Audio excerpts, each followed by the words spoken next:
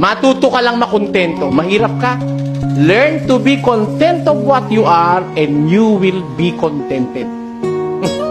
Diba? Makontento ka lang kung ano ka.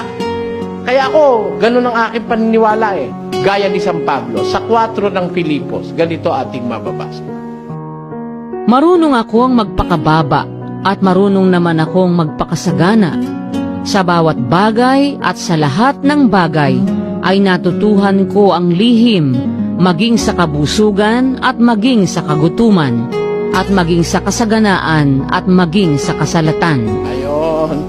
Marunong akong sagana. Marunong din naman akong mahirap. Marunong akong masalat. Marunong naman akong marami. Tayo, kontento siya. O pagka-kontento ka, may problema ka ba? Wala. Kano kita mo ika? 20 lang na. Ay, 20. 200 lang eh. O kasya na yan. Pwede na yan. Bumili ka na lang ika ng bukas ng galunggong. Magsaka-saka gisan tayo munggo. Tama na yan. 13 anak eh. Paano pagkakasya yung 200? Kundi nga magmumunggo ka. O kaya tulya. Okay na yun. Akaraos na yun. Kesa bibili ka nga ng karne, uutangin mo naman. Pagkatapos pagkaraan ng 10 buwan, tatapatan ka ni Aling Kuala.